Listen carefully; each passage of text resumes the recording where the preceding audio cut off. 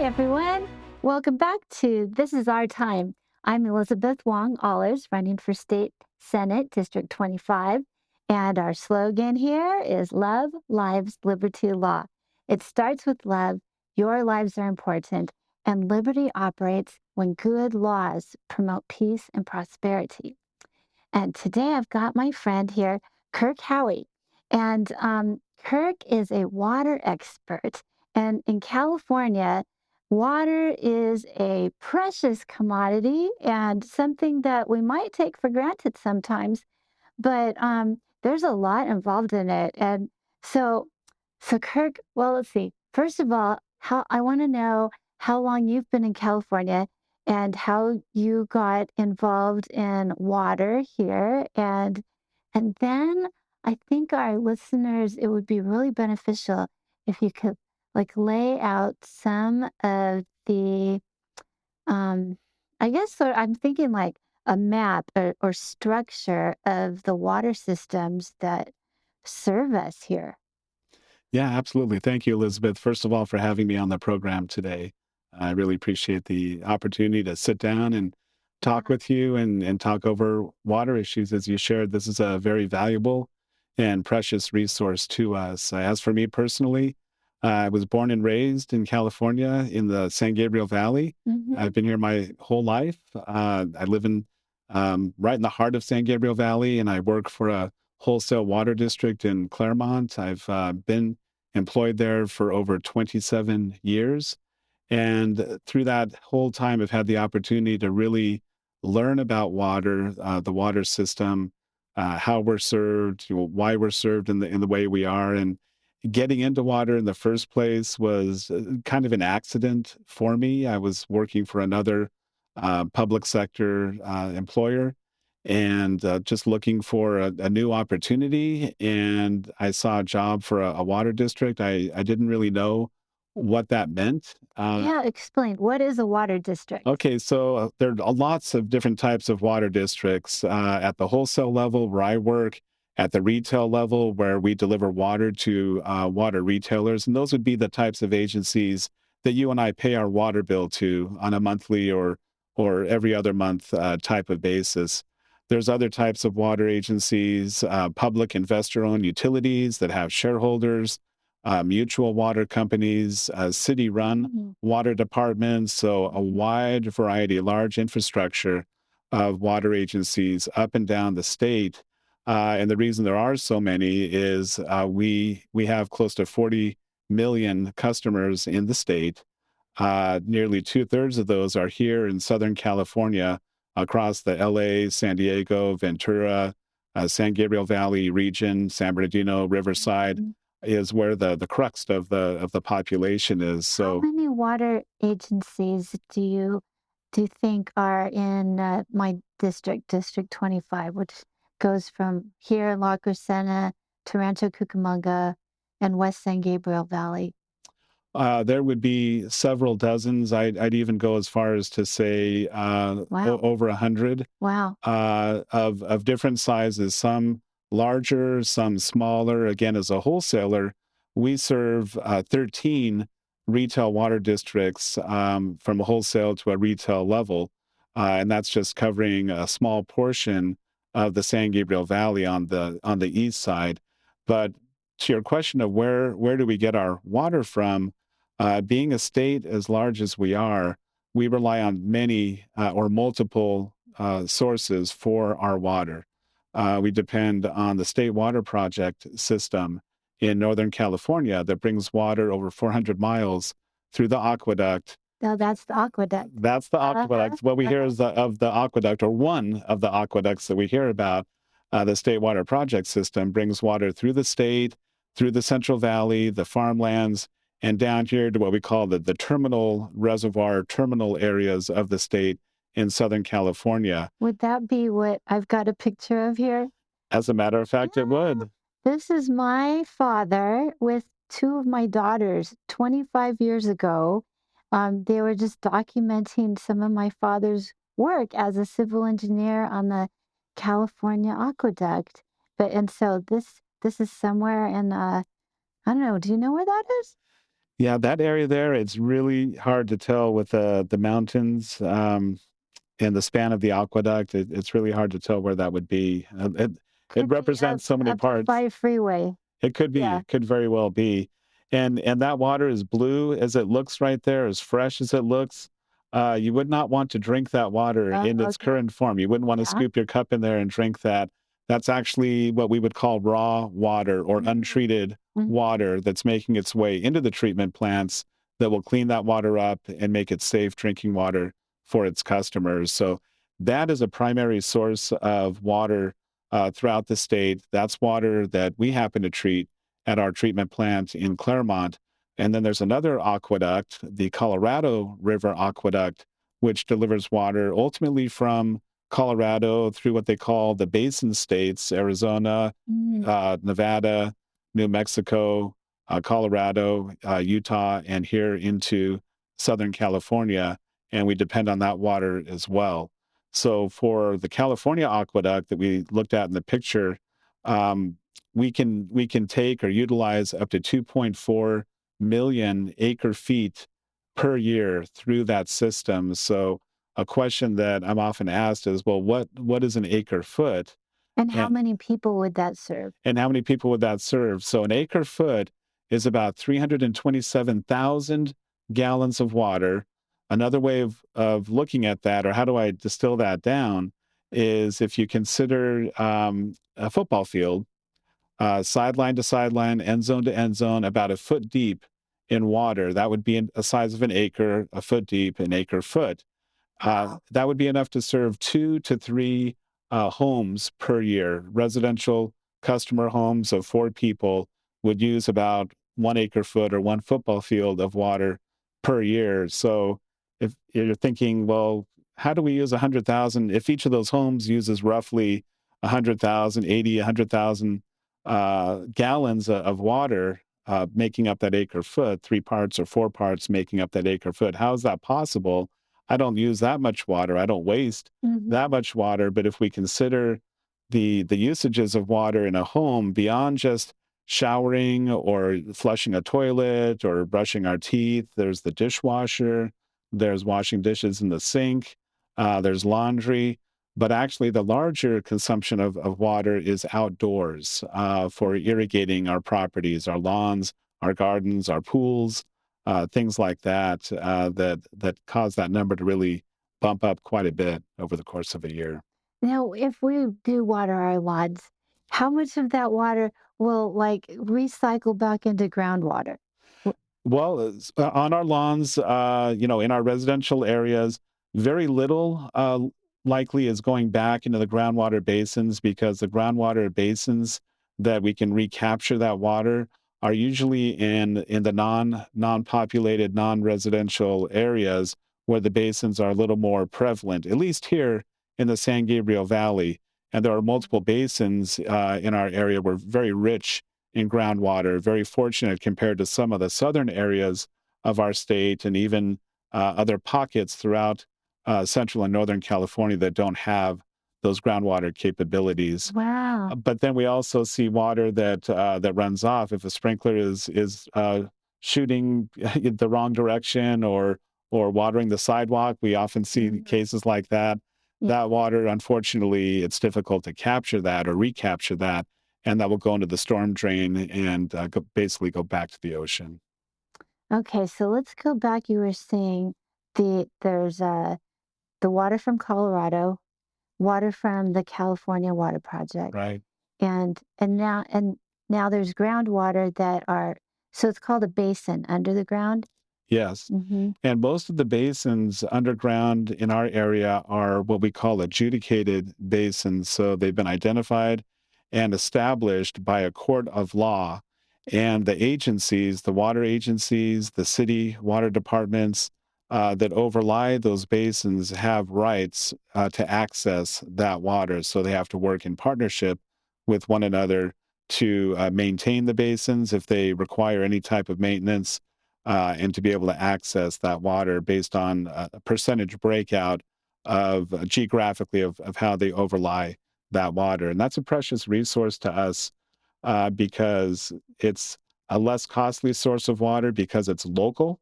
And so we're not having to pay the conveyance cost to move that water through the state and the maintenance on the systems that move that water through the state into Southern California. So the more local water we can use, the less of the more expensive import water that we depend upon. So so me and my neighbors, we always have the question, how can we lower the water rates? And you were explaining that it the cost of conveyance and the cost of operation. So give us some idea on what it takes to move the water from if it's coming from Northern California or Colorado, and um, and even pumping and electricity is expensive Yes. to deliver water, so how does it work? Yeah, so moving the water through the state, like we talked about through the aqueduct, whether it's the State Water Project, California Aqueduct, or the Colorado River Aqueduct here into Southern California, it'll travel not only through the aqueduct, but often the water will move into lakes or what we call reservoirs throughout the state, in and out of those lakes, and then through the system through pipeline into the water treatment plants in our service area, or in our case, it would be the wholesale water treatment plant. The water comes in to our treatment plant, and then it goes through a multi-stage process of treating it, disinfecting it, pulling out any contaminants from that water to make it fresh, potable drinking water for our customers to have. And so, from that finished product source, then we convey it through our distribution system to all of our customers. And so as a wholesaler, our customers would be the people that we pay our water bill to, the retail agencies. It could be a water called a water district. It could be a city water department, or one of the other types of agencies that serve water. And to your question of, well, how do we lower our water rates? We can't really lower our water rates, but we can lower our water bill by using less water. Mm, That would be one way. Unfortunately, in the current economic environment and the way the system is run, costs are going up each year. We just saw a near a double-digit percentage increase in the cost of raw water just to move that water through the aqueduct into our area. why? What caused it to go up? Well, unfortunately, construction costs are going up, building new projects, maintenance of the aqueduct and of the water systems is going up. The cost to move water when there are mountains to move the water up and over the mountains, the pumping costs, the electrical costs are going up as well. Many factors such as those are causing the rates to bump up a little bit more and more each year. But there are things we can do to try to offset some of those increases in costs. A big part of what we do is trying to manage our system efficiently and cost effectively with other income or outside revenue sources to be able to temper or moderate that water rate. We apply for many grants throughout the state, federal, and actually state grants that we apply for that we can use towards some of our projects, towards some of our maintenance.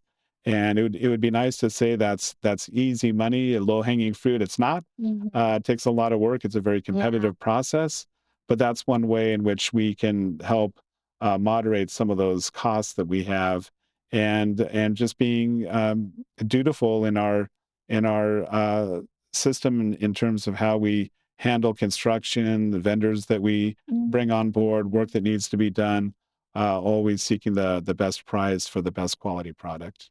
So as a wholesale agency, you have costs of where you're receiving the water from. And so tell me about where those costs come from for. Sure. So, Mhm. in terms of revenues that we receive, or No, it's more you're receiving the water that you treat and sure, distribute, right? right, So, so does that cost of you have to pay for that water, right? we do. Yeah. And so what determines the cost to you? So the Department of Water Resources operates the state system or the aqueduct system that runs through our state into our local area. So through the Department of Water Resources, they will work with all of the state water project contractors, of which our agency is not one of the contractors, but we purchase water from Metropolitan Water District, the very large wholesaler that covers the entire Southern California region down to San Diego, Ventura, Riverside, San Bernardino, LA County. So they are a state water contract that negotiates with and purchases that water through DWR, the Department of Water Resources, and then they sell that water, they wholesale that water to us to treat. So it's a very, very detailed process to Yeah. do that. So this water is rainwater, snow melt water. It's not the underground basin water. That's correct. It's primarily snowpack that originates in Northern California in the high Sierras. That snowpack ultimately melts, comes down through the Sacramento and San Joaquin Bay Delta region, which is a network of very delicate levees or a levee system that water goes through and then feeds into the State Water Project system. It's pumped into that aqueduct to then begin that 400 plus mile trip through the state and into Mhm. Southern California. So, each year, we're wondering, hey, what kind of rain year is it going to be? Or really more specifically, what type of snowpack year are we going to have or are we having? And so we track that very carefully. We're very blessed. The last 2 years, we had significant above average snowpack years in the state in Northern California. Mhm. We were able statewide as an industry to fill reservoir levels to historically high capacities.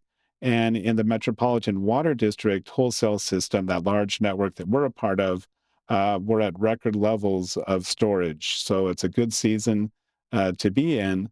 Even if we have a drought year coming up this year or in the next couple of years, our storage will sustain us through that time period. So it's a good time to be in when it comes Yes. to water supply. Yeah. We're still going to see messaging on all different levels. It could be through your water supplier that you purchase your water from. It could be ads on TV, on the radio about using water wisely, using water efficiently. That message needs to continue to be out there just to maintain that and take care of that precious resource that we have. Mhm. What percentage of the water that we use in San Gabriel Valley is from snowpack originally? What do you think? So here in the San Gabriel Valley, about one third, roughly one third, one quarter to one third of the water is state water or state snowpack that's making its way through the system and into Southern California.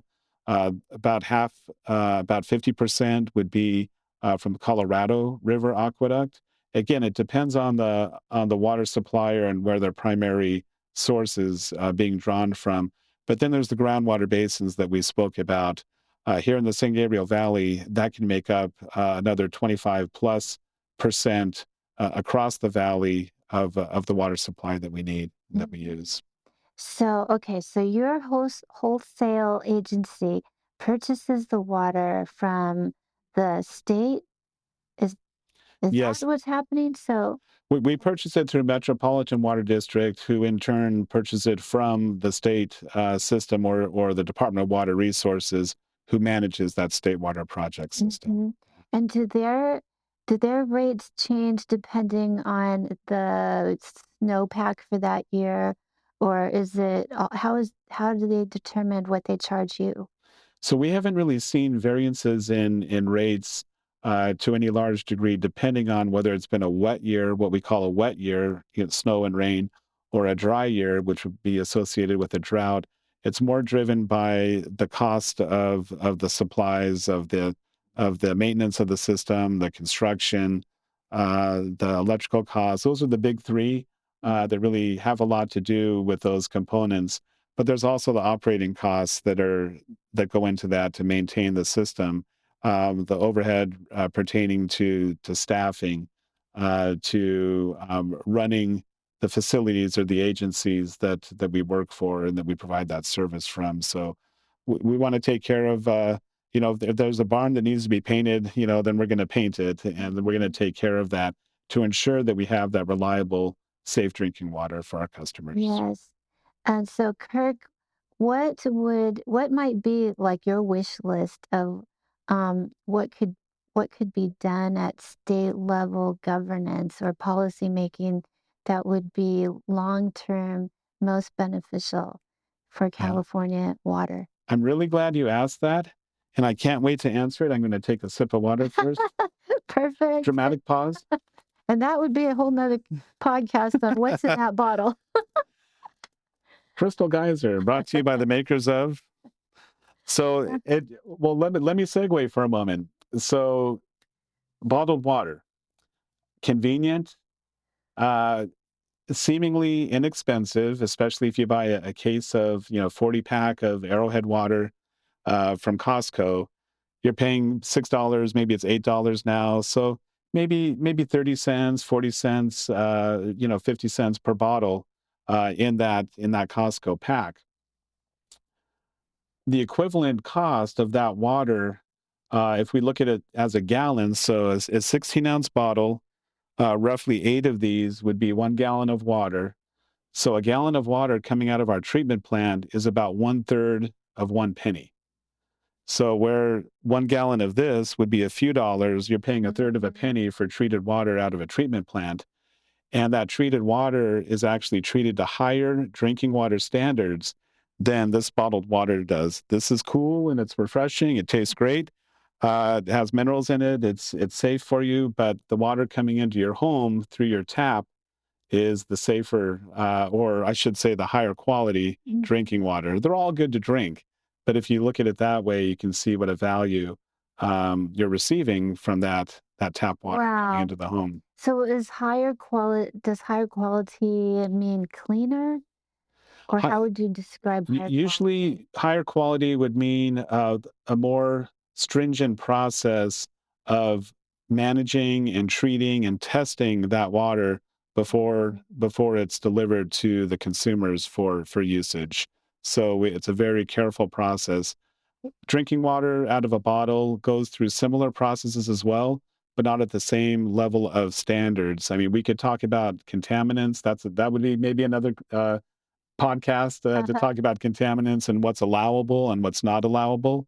But in a treatment plant, a public system that we serve water from, we're held to higher standards, and so we're required to meet those each year. Well, But that was my segue, my yeah, little ad well, for how cheap drinking water is. uh-huh, and But that's a wonderful, wonderful um fact of American and yeah, California here, LA County um water, I guess, treasure that not it's not only the water itself, but the quality of water that we have. Because I've traveled all over the sure. world, South America, Asia, and the water is always a problem or something like, okay, I've got a job to do. I can't get sick. So I'm gonna Well, and that's one of the bigger issues in some of the other countries, or what we know as third world countries, is having clean drinking water, Mhm. where the population is getting sick or has to travel for miles to get the water for their family on a daily basis. So like we said, it's a resource you can't live without. When you think of your utilities, sure, we can live without electricity, we can live without gas, we can live without our internet bill, our trash. I mean, it would be filthy and dirty without Yeah, that. But we would the one that we die. need without Yes. water. Yeah. But let me get back to what you were asking before about what could we change or what could we do better as a state. So statewide, in the entire water infrastructure, water industry picture, the system has some breaks in it. And by that, I mean there are better ways in which we can do things as a state. Unfortunately, we have a lot of political factors that are at war with each other. There's a battle north versus south. Mhm. Uh, the North thinks that the South is stealing the water because it comes from the high Sierras up north. Mhm. We do pay very generously and dearly for that water. And last I saw, we're still one state, and most of the population is in the South, so we need that water. But probably a bigger issue is the fact that the mindset is often in planning for scarcity, planning for a drought, planning for times when we're not going to have water, Instead, we should be planning for abundance, building up Ah, supply, building the projects that are yeah. needed to maintain that supply so that when we do come to moments of scarcity or drought, 1 or 2 or 3 year period at a time, that does come up in a 10-year cycle, we're going to have what we need and not be frightened or have our customers be nervous about where their next drop of water is going to come from. I love that. A mindset of abundance Yes, rather than a mindset of scarcity. So exactly. if we set our mindset to abundance, what are we doing practically? That We're building projects that have been on the books for decades wow. that haven't been built yet, and not building those projects. And I'll give a couple of examples. There's a project in the North Central Valley referred to as the Sites Project, Mhm. which would take existing mountain ranges and basically dam them in a very minimally populated area. It would dam that in and create another man-made reservoir to capture all this water that right now is not able to go into the aqueduct because it's washing out to the ocean. In these heavy snowpack years, only so much water Yeah. can be fed into the aqueduct, Mhm. and the other abundance of snowpack that's melting washes out to the ocean. This would allow us to capture that water and create more storage for us. Yes. There's also another project, very significant, that we had spoken of previously, referred to as the single tunnel project. Mhm. It used to be back when I was little, it was called the Peripheral Canal. And then during the Governor Schwarzenegger governorship, there was a twin tunnel project that was proposed.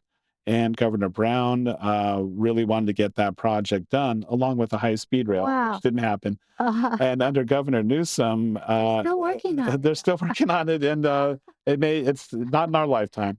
But then under Governor Newsom, he reduced it to a single tunnel level project, which was a big blow to though. us in the Yeah. water industry.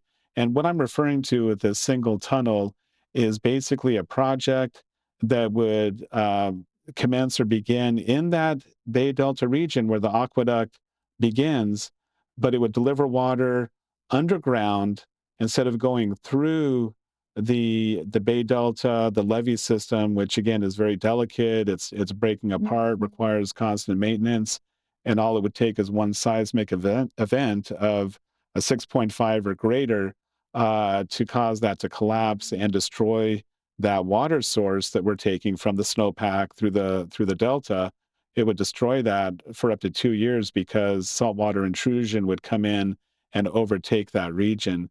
The single tunnel project would bypass that delta region by building a tunnel 150 feet underground, either directly under the delta or around the delta. Two options on how to build that, and then feed that water into the the California aqueduct and bring that water south. So it's more of a reliability project, not giving us more water supply, but giving us that reliability that we need and depend on for our Mhm. water in California. So this tunnel project has been in process and planning for over 30 years. Over 40 years, Over 40 since years. the Wow. 1980s, it's taken on different shapes and different forms. Uh, Time is money, yeah. so we're seeing the cost of that go up by billions of dollars over this Uh-huh. period of time, and it's not a project on the scope of we build it and it's done in 2 years.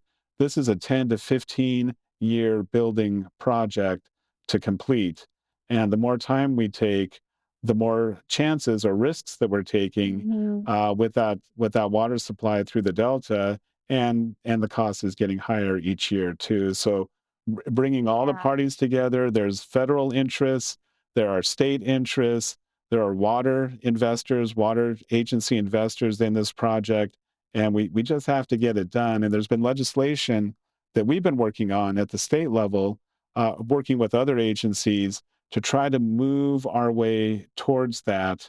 And we hope to be successful. We had a bill that was introduced this last year that made it to the governor's desk with near unanimous support from the Senate and Assembly, and unfortunately, he vetoed the bill a Oh, week ago.